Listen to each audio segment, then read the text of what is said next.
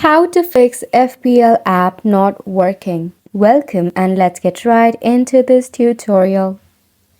To begin with, check if your FPL application is completely installed in your device. In order to do so, just tap open your Play Store or App Store. In the search bar, search for FPL. Tap on FPL. If there is any update button, you can leave your application for an update as well. Otherwise, the last resort is to uninstall your application and reinstall it later. Once we have confirmed it, try to log in or open your Premier League.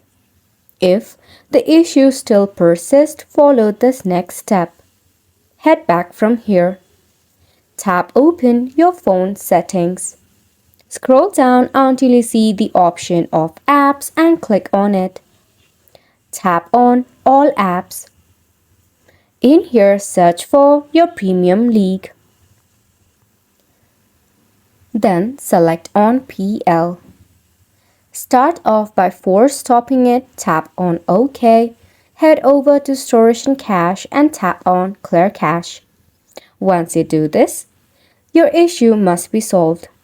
While you are in your settings, scroll down and select on System Update. Make sure your device system is up to date so that it can support the latest version of your applications. And it's a wrap for the video as well. Thank you so much for tuning in.